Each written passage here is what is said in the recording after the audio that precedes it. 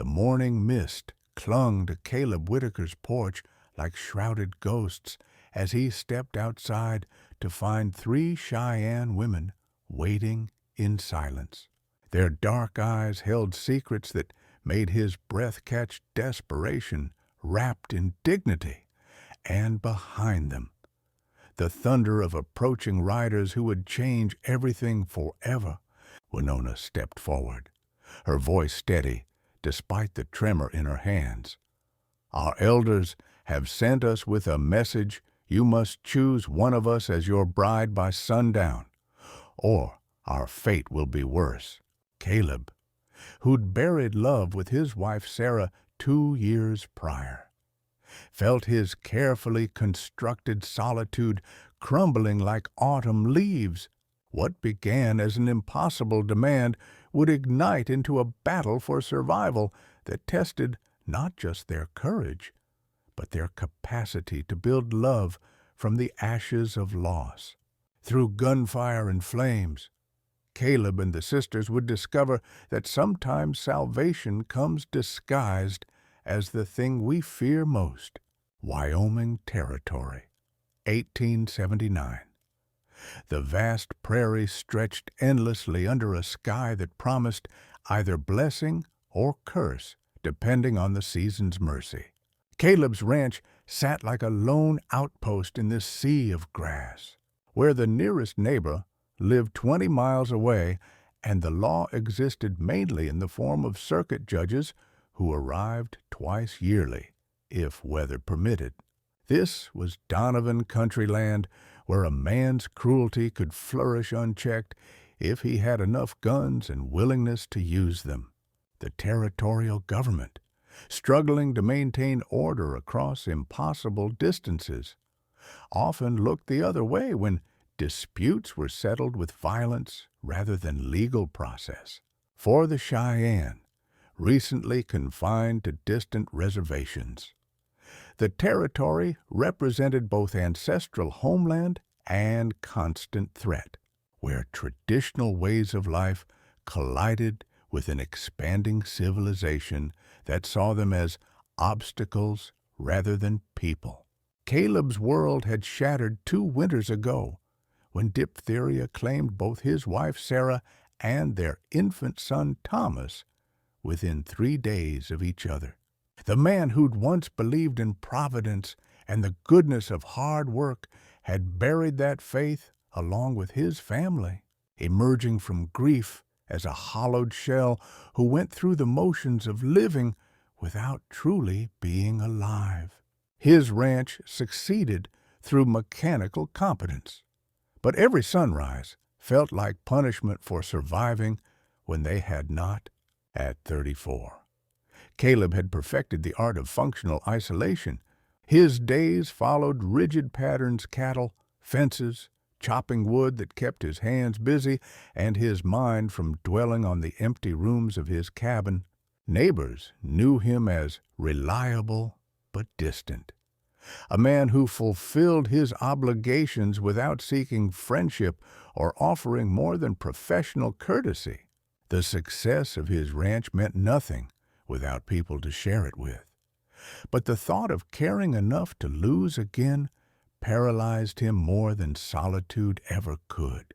Beneath Caleb's emotional armor lay compassion that 2 years of grief hadn't managed to completely destroy. His greatest strength was his ability to see beyond surface appearances, to recognize genuine need and desperation. His deepest weakness was the terror that opening his heart again would only invite fresh devastation. The skills that made him a successful rancher: patience, observation, steady hands under pressure, also made him capable of recognizing when others were drowning in circumstances beyond their control, even when helping them meant risking the safety of the walls he'd built around his wounded soul. The sisters' arrival forced Caleb to confront the difference between existing and living, between protecting himself from pain and accepting responsibility for others' survival. Their presence in his carefully ordered world represented everything he'd spent 2 years avoiding: connection, vulnerability, and the terrifying possibility that life might still demand more from him than mere endurance. The real conflict lay not in their impossible demand or even in Donovan's approaching threat, but in Caleb's recognition that these women needed more than shelter. They needed someone willing to fight for them, to risk everything for strangers who'd become precious through proximity and shared danger. Their quiet integration into his daily routines awakened protective instincts he thought permanently buried with his own family, creating internal tension between his need for emotional safety and his growing understanding that some responsibilities transcended personal comfort. But as the sisters quietly claimed space in his life with their gentle efficiency, Caleb realized that his choice wasn't really about marriage. It was about whether he still had the courage to fight for something worth protecting. The sisters' ultimatum struck Caleb like lightning, not because of its audacity, but because of the quiet desperation he recognized beneath their dignified exterior. These weren't women seeking romantic connection or economic security. They were survivors making the best of impossible choices, trading one form of captivity for another that might prove more merciful. "Choose one of us," Winona repeated, her voice steady despite the slight tremor in her hands. "The elders believe your name and claim can offer protection that our own strength cannot provide." Caleb's immediate instinct was rejection. He'd sworn off love and companionship, built his life around the safety of solitude, but something in their eyes, the same desperate courage he'd seen in his dying wife's face, cracked the armor he'd constructed around his heart. "I can't," he said, but the words lacked conviction, even to his own ears. "I buried that part of myself with my family. I got nothing left to give anyone." Their response wasn't argument, but action. They simply stayed, moving through his space with quiet efficiency that transformed his bachelor's quarters into something approaching a home. By afternoon, he found himself watching them work, recognizing their humanity and the terrible circumstances that had brought them to his door. The sisters' integration into his daily routine happened with such natural grace that Caleb found himself adapting without conscious decision. Winona took over meal preparation with ingredients he'd forgotten he possessed, while Tala mended clothes and equipment that had been good enough for a man living alone. Na's watchful presence provided security. He hadn't realized he'd been missing extra eyes scanning the horizon for threats he'd grown too complacent to expect. Their work revealed competence that went far beyond domestic duties.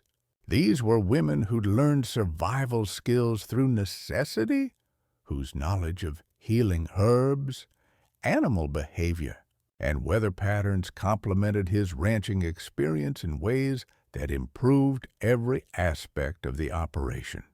"We're not asking for love," Tala explained during their first shared meal, her words careful but direct. "We're asking for protection, for the chance to build something new from what's been broken." The practical arrangements they proposed made sense even to Caleb's grief-numbed mind. One of them would become his legal wife, providing legitimacy and territorial protection, while the other two would remain as extended family, contributing labor and skills while sharing in whatever prosperity or security the ranch could provide. But as the day progressed and Caleb watched their quiet competence transform his lonely existence, into something approaching normal life. He began to understand that their proposal offered healing that went far beyond mere protection.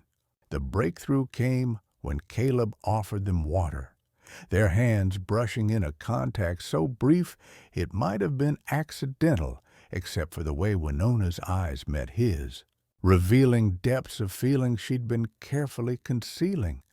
The spark between them was undeniable, but terrifying to a man who convinced himself that caring led only to loss. During the evening meal, they shared the first time in 2 years that his table had been graced by voices other than his own. Caleb found himself studying their faces, learning their expressions, beginning to see them as individuals rather than just manifestations of an impossible situation. Winona's quiet strength reminded him of Sarah's determination. Tala's gentle humor warmed spaces in his heart he'd thought permanently frozen. Na's fierce protective instincts toward her sisters awakened his own dormant desire to shield those who couldn't protect themselves. "Why me?" he asked finally, the question that had been haunting him all day. Why not approach one of the other ranchers, someone who's looking for a wife? Winona's answer was simple and devastating. Because you understand loss. Because you know what it means to protect what you love and what it costs when you fail. But understanding and acceptance were about to face their ultimate test, 4 riders approaching through the gathering dusk, led by a man whose cruelty had driven the sisters to this desperate gamble. The first real test of their fragile alliance came as Caleb learned the full scope of what Donovan represented, not just individual cruelty, but systematic oppression that had driven entire communities to desperation. Tala's quiet explanation of their tribal situation, the forced relocations and broken treaties that had scattered their people, helped Caleb understand that the sisters weren't just fleeing one man, but an entire system that treated them as commodities rather than human beings. His growing protective feelings toward them conflicted with the practical reality that his ranch, however successful, represented limited power against forces that had defeated entire nations. The sisters' stories, revealed gradually through shared work and evening conversations, exposed the depth of trauma they carried and their remarkable resilience in surviving circumstances that would have broken lesser spirits. Winona's account of watching Donovan destroy other families who'd resisted his demands awakened rage in Caleb that surprised him with its intensity. His emotional investment in their welfare had grown beyond mere sympathy into something approaching love, not the desperate passion he'd felt for Sarah, but mature appreciation for courage and dignity under impossible pressure. As afternoon faded toward the appointed deadline, the sisters' growing trust in Caleb's protection created intimacy that went beyond their practical arrangement. His decision to stand with them regardless of personal cost wasn't heroic gesture, but recognition that some responsibilities transcended individual safety. When Na quietly took position at the cabin's window, rifle in hand, while her sisters continued their domestic preparations, Caleb understood they'd already chosen him as surely as he'd chosen them. The approaching confrontation would test whether their combined strength could overcome forces that had seemed insurmountable when faced alone.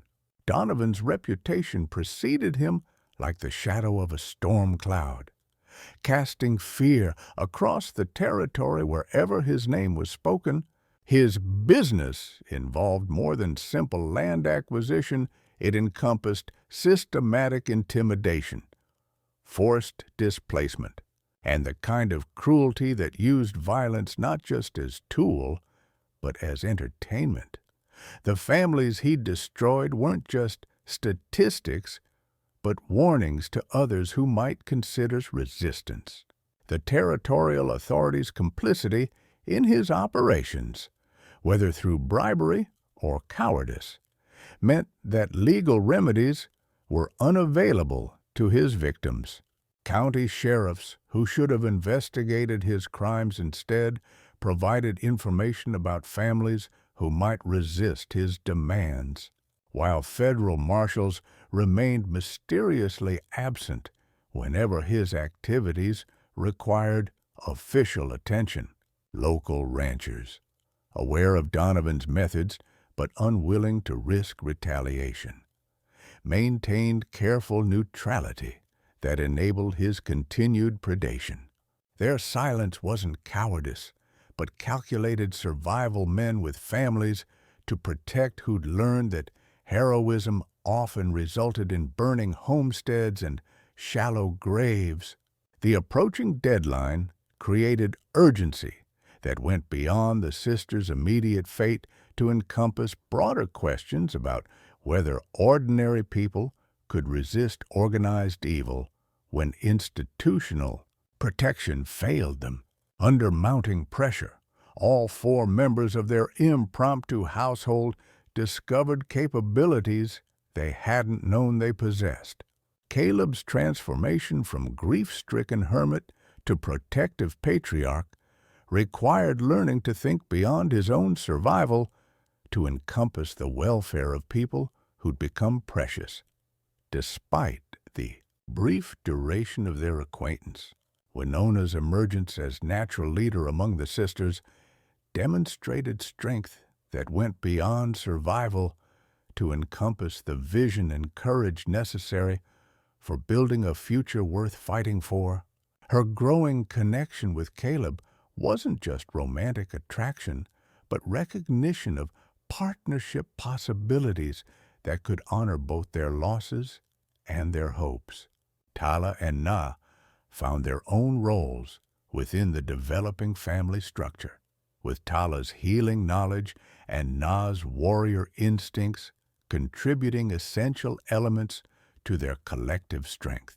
Their willingness to trust Caleb's protection while maintaining their own readiness to fight created a balance between dependence and self-reliance that made them formidable allies. Most importantly, they all learned to see their individual survival as inseparable from their collective welfare, creating bonds that transcended cultural differences and personal histories to encompass shared commitment to protecting what they'd built together against forces determined to destroy it. Intelligence gathered from other displaced families suggested that Donovan's methods had evolved beyond simple intimidation to include wholesale destruction of communities that resisted his demands.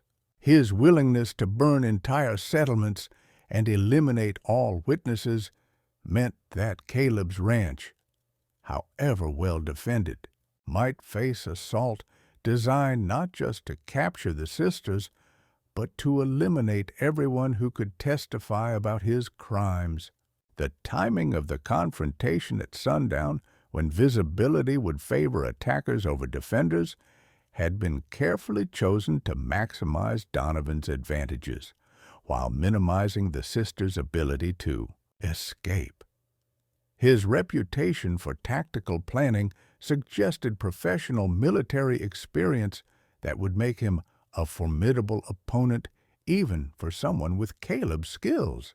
Most ominously, reports reached them of other ranchers who'd attempted to protect displaced tribal members only to disappear entirely, their properties found burned, and their fates remaining mysteries that served as warnings to others who might consider similar interventions.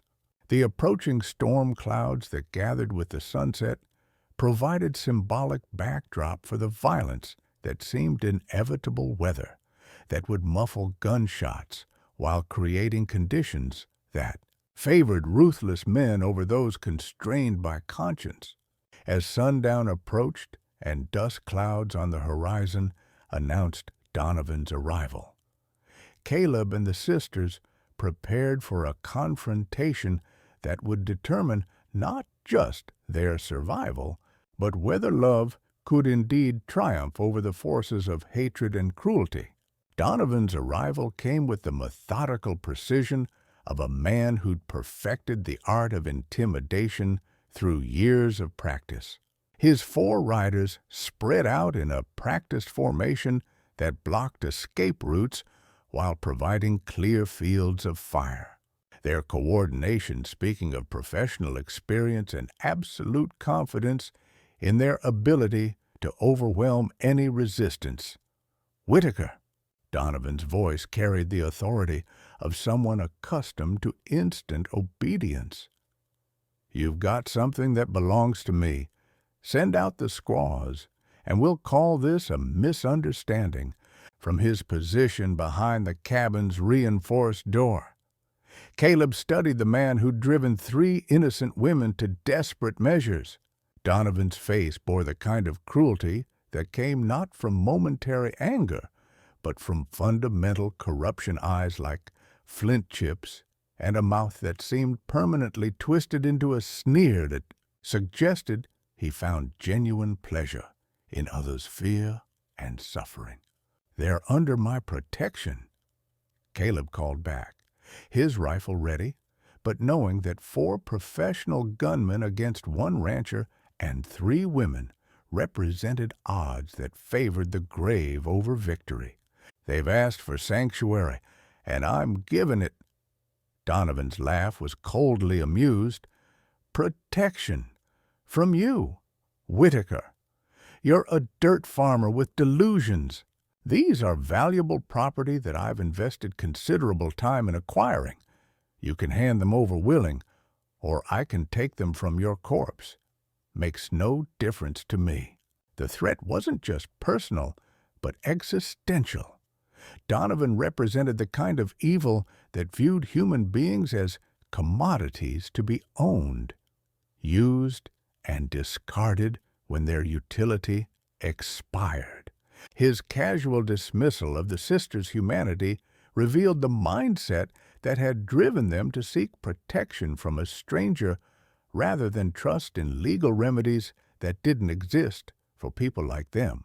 As Donovan's men began moving into attack positions, their rifles glinting in the dying sunlight, Caleb faced the choice that would define not just his survival, but the meaning of everything he'd lost and found again. The safe choice, surrendering the sisters to avoid violence, represented betrayal of trust that had awakened his capacity for love after 2 years of emotional death. But fighting meant accepting odds that strongly favored everyone dying together rather than anyone surviving. His military experience during the war between the states had taught him tactical realities. 4 experienced gunmen against 1 defender and 3 non-combatants meant certain defeat, unless circumstances could be dramatically altered. "Last chance, Whitaker," Donovan called, his patience clearly exhausted. "Send them out, or we start shooting up your pretty little ranch. I'll take what I want from the ashes." The sisters' response revealed the depth of trust they'd placed in his protection, instead of panic or pleas to surrender. Winona moved to the kitchen window with quiet efficiency, while Tala took position near the back door, and Na checked the ammunition for his spare rifle. They weren't begging for rescue, they were preparing to fight alongside him regardless of the odds. Looking into their faces, Caleb saw not fear, but fierce determination, women who'd endured everything that could be taken from them except their dignity and courage. If they were going to die, They'd die as themselves rather than as victims accepting whatever fate others chose to impose. "Come and take them," Caleb replied, his voice carrying absolute conviction. "But understand you'll have to kill me first, and I don't plan to die easy." The standoff that followed would determine whether ordinary people could indeed resist extraordinary evil when institutional protection failed and only personal courage stood between innocence and predation. The battle erupted with devastating suddenness as Donovan's patience evaporated and his men opened fire on the cabin. But Caleb's military experience proved more valuable than expected. His positioning of defenders and understanding of fields of fire created advantages that partially offset their numerical disadvantage. Winona's accurate rifle fire from the kitchen window surprised the attackers with its precision, while Na's covering fire from the loft kept them from advancing on the main entrance. Tala's knowledge of the ranch's layout enabled her to move between positions while providing ammunition and medical support that kept their defense coordinated. The turning point came when Donovan, enraged by his men's inability to quickly overwhelm the cabin's defenders, made the tactical mistake of setting fire to the barn in an attempt to force them out. The flames that were meant to drive them into the open instead created smoke that concealed their movements and confusion that enabled coordinated counterattack. Caleb's shot, fired from cover as Donovan moved to better position, caught the gang leader in the shoulder and sent him tumbling behind inadequate shelter. The psychological impact of their leader being wounded broke his men's confidence and created the opening the defenders needed to press their advantage. But survival was only the beginning. As flames consumed the barn and wounded men retreated into the gathering darkness, Caleb and the sisters faced the challenge of building something lasting from the wreckage of violence. The aftermath of the gunfight revealed both victory and cost. Donovan's retreat, carried away by his surviving men with a shattered shoulder and ruined reputation, eliminated the immediate threat, but left behind damage that would test their resolve in different ways. The barn fire had been contained through their combined efforts, but smoke damage and structural weakness would require extensive repairs that stretched their resources and capabilities. More importantly, the violence had forced decisions that mere necessity couldn't have achieved. Caleb's choice to fight for the sisters, rather than surrender them, had crossed a line that couldn't be uncrossed. He was committed now, not just to their protection, but to the future they might build together. "We need to make this legal," Winona said quietly as they surveyed the damage by lamplight. "Not just for protection, but because we're building something real here, something worth fighting for again, if necessary." Her words carried weight beyond mere practicality. The marriage she proposed wouldn't be romantic fairy tale, but mature partnership based on shared trials and mutual respect. Caleb's acceptance came not from passion, but from recognition. These women had proven their worth in the crucible of violence, and he'd proven his commitment through willingness to die for their safety. The legal ceremony they planned would require traveling to the territorial capital, leaving the ranch vulnerable while creating opportunities for Donovan's remaining allies to strike. The journey itself carried risks, but the legal protection that marriage would provide represented their best chance for long-term security in a territory where might often trumped right. The preparations revealed how completely their lives had become intertwined. Caleb's ranch house, modified to accommodate 3 women, showed signs of becoming a genuine home rather than just functional shelter. The sisters' contributions went beyond domestic labor to encompass improvements that reflected their intention to stay permanently. But the greatest tension came from internal sources: Caleb's growing love for Winona, complicated by his equally strong affection for her sisters and uncertainty about how to navigate relationships that defied conventional categories. His heart had learned to love again, but the forms that love might take in their unconventional household required courage and wisdom that no previous experience had prepared him for. The choice of which sister would become his legal wife carried implications that went beyond personal preference to encompass family dynamics and social acceptance that would influence their community standing for years to come. The journey to Cheyenne proved less dangerous than expected, their reputation having spread through territorial gossip networks in ways that worked to their advantage. The story of the rancher who'd fought off Donovan's gang to protect 3 Cheyenne women had grown in the telling, creating an image that attracted admiration rather than suspicion. The territorial judge who performed the ceremony understood the practical realities behind their arrangement without requiring romantic justifications. His legal blessing of Caleb's marriage to Winona, with Tala and Na officially recognized as extended family members, provided the protection they'd sought while respecting the cultural complexities of their situation. The legal documents they received: marriage certificate, property deeds that included all 3 sisters as beneficiaries, and citizenship papers that granted them territorial protection, represented more than bureaucratic formalities. They were shields against future persecution and weapons that could be used to defend other families facing similar threats.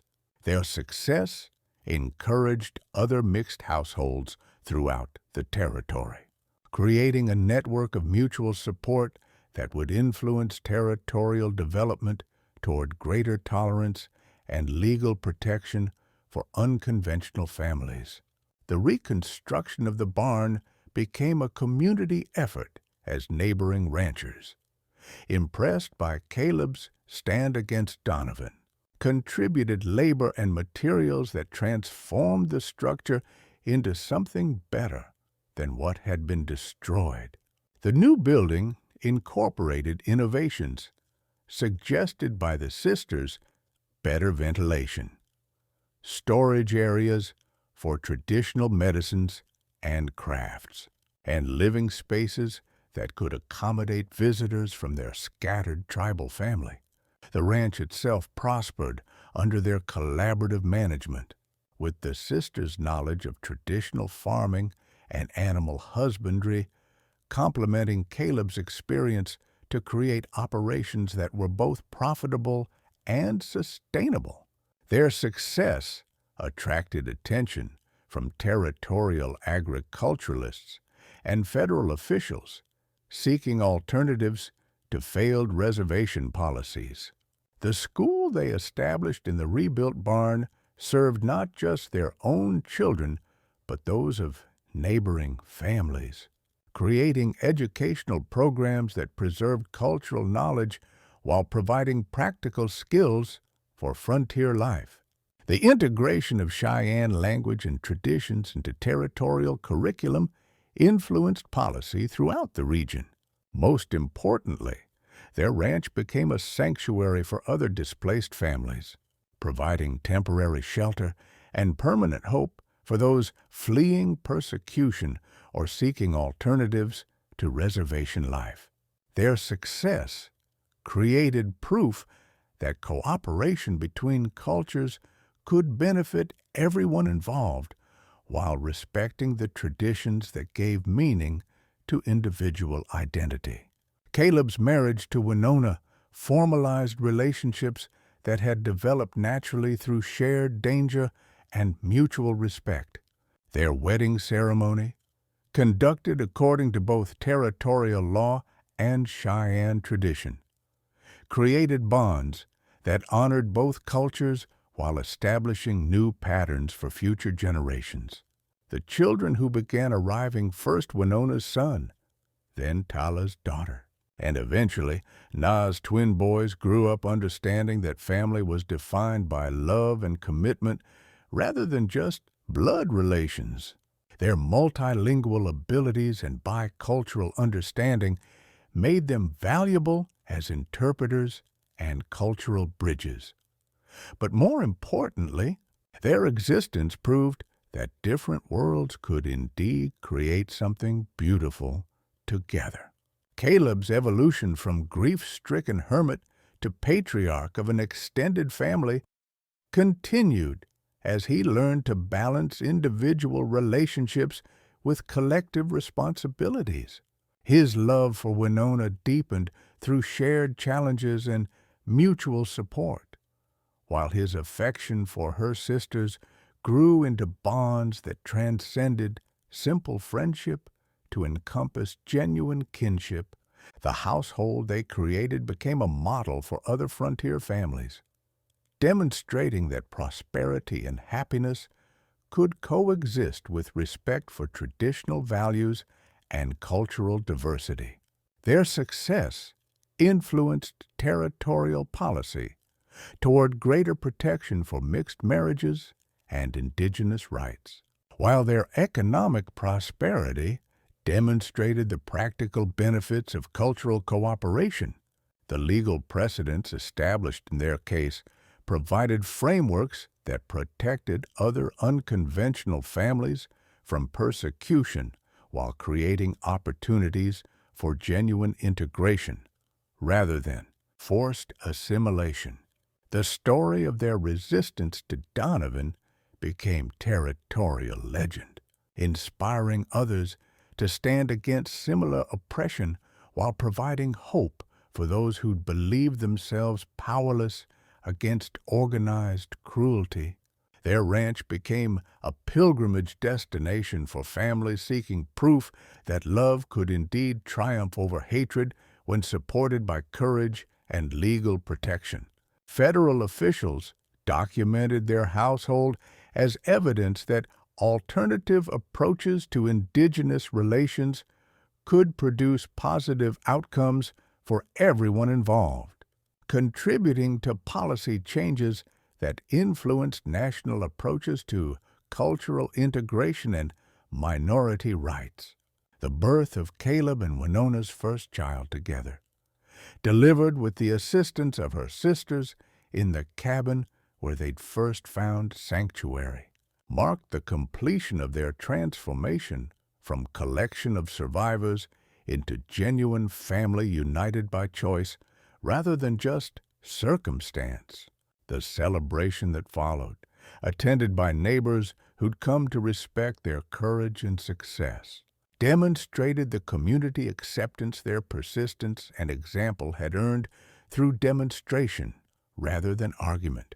But their greatest legacy would be the proof that families could indeed be created across any divide when people chose love over fear, courage over convenience, and hope over the hatred that had separated their worlds. Within 3 years of their marriage, similar integrated households had formed throughout Wyoming Territory. Using the legal precedents and practical models established by Caleb and the sisters' success, the territorial legislature, influenced by reports of their peaceful coexistence and economic contribution, passed legislation protecting mixed marriages and establishing rights for indigenous peoples who chose integration over reservation life. Their ranch became a model for federal officials studying successful approaches to indigenous-white relations, while their children grew up serving as interpreters and cultural ambassadors who facilitated understanding between communities that had been separated by generations of conflict and mistrust. The economic success of their culturally diverse household attracted investment and settlement that transformed the region from conflict zone into prosperous agricultural district. Property values increased as people recognized that cultural cooperation created stability and opportunity rather than conflict and uncertainty. Most importantly, their story provided proof that the cycle of violence between cultures could be broken through individual courage, legal protection, and the willingness to see shared humanity across boundaries that others had treated as permanent and insurmountable. The Whitaker family ranch remained a landmark of successful integration for generations, its story inspiring civil rights movements and multicultural initiatives throughout American history. The legal precedents established in their case influenced Supreme Court decisions about marriage rights, property ownership, and cultural preservation that continued to protect minority families well into the modern era. Their educational innovations became the foundation for programs that preserved indigenous languages and cultures while providing economic opportunities in the broader American economy. Graduates of their school system became leaders in law, medicine, business, and politics, carrying their values of cultural respect and cooperation into positions of influence throughout the American West. The community's success in combining traditional governance with modern administration influenced political science scholarship about alternative forms of democracy and community organization. Their emphasis on consensus building and collective welfare created models that influenced progressive political movements throughout the 20th century. Most significantly, their story provided enduring proof that America's founding ideals of equality and opportunity could transcend racial and cultural boundaries when people chose courage over prejudice, love over fear, and cooperation over the dominance that previous generations had accepted as inevitable and necessary. Caleb's journey from grief-stricken hermit to devoted patriarch of an extended family demonstrated that healing from profound loss was possible when supported by genuine love and shared purpose. His willingness to risk everything for his chosen family earned him a place in territorial history as someone who chose principle over convenience and love over the safety of isolation. The sisters' evolution from displaced refugees to respected community leaders proved that recovery from cultural displacement was possible when supported by legal protection and genuine partnership. Their work establishing programs for other indigenous families adapting to territorial society created lasting change that extended far beyond their immediate household. Together, they embodied the frontier ideal of transformation people who created new identities based on shared values rather than inherited limitations or cultural prejudices. True love requires not just romantic feelings, but the courage to stand together against forces that would tear you apart. The greatest victories are won not through violence, but through the patient work of building communities where everyone's humanity is recognized and cherished. Their legacy endures in every family that chooses love over prejudice, cooperation over conflict, and hope over fear.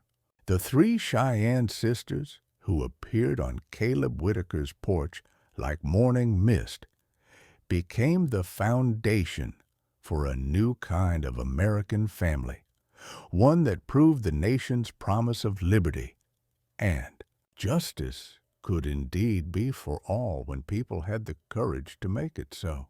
Caleb didn't just choose a bride, he chose to rebuild his capacity for love after loss had taught him that caring led only to pain.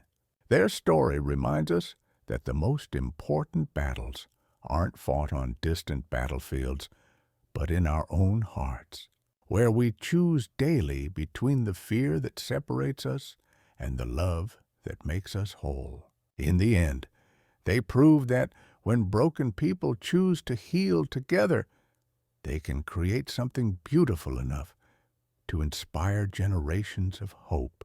The ranch they built became more than property.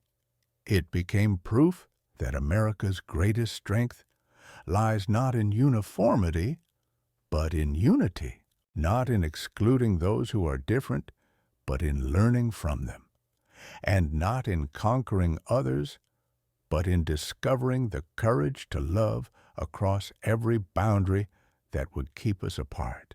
Winona's silent offering was answered not with taking, but with giving the gift of a heart brave enough to love again, strong enough to protect what matters most, and wise enough to know that true wealth is measured not in what we own, but in whom we choose to call family.